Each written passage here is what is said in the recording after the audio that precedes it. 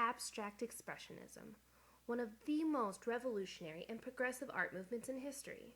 But what really makes it so special? And what makes it stand out from previous movements?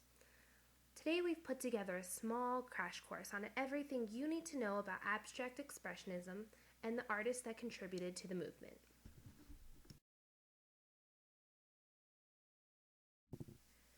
To really understand abstract expressionism, we have to go back to what sparked the beginning of the movement. It all began with the ending of World War II. Thousands of troops were returning home from having experienced one of, if not the most gruesome wars in history. This led to many psychological issues that affected the entire country. There was an overall sense of post-war anxiety and trauma felt nationwide. And that, my friends, is exactly where abstract expressionism found its home. One very important aspect of the abstract expressionist movement is its city of origin. It started in none other than our very own New York City. This fact alone made the movement incredibly unique for its time because it pulled the forefront of new art from the previous leader, European country, Paris, France. Taking this title from Europe made the movement very influential and different from other styles. Not only was just a new style of art created, but one that was entirely and emphatically American in spirit. Abstract Expressionism started in the early 30s and ended in the mid-50s, but it is most recognized for its peak time from the 1940s to the 1950s, and more specifically, the beginning of the 1950s.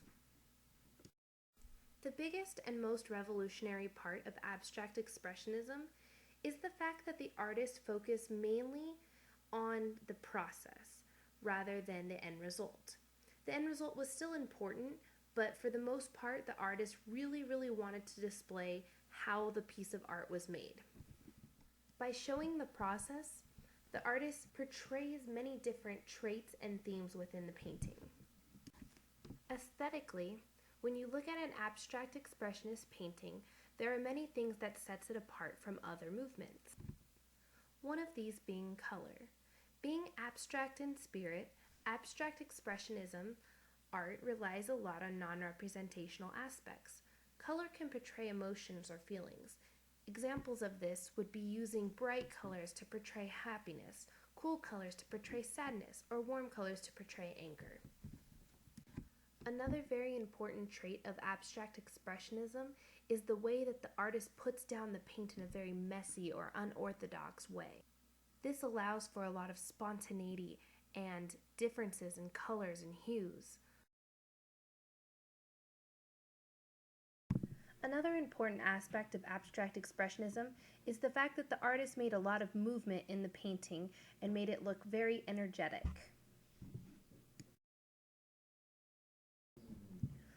When abstract expressionism first came into mainstream, a lot of critics had issues with the art that was being presented. There was many questions of whether it was actually art or whether it should be considered art because it didn't have the detail or the amount of time or effort that seemed to be put into works in previous movements. It took time for the critics to start accepting it as work, but at first it was definitely received negatively. Unlike earlier art movements such as the Byzantine or the Renaissance, abstract expressionism lacked representational items. Instead of portraits and still lifes, the art used lines, colors, and shape. This made it both timeless and powerful because it didn't have any representational icons or symbols that would cause the viewer to associate it with a time, place, or person. Instead, it would cause the viewer to come up with his own associations and in turn would cause the viewer to create his own emotion towards the piece.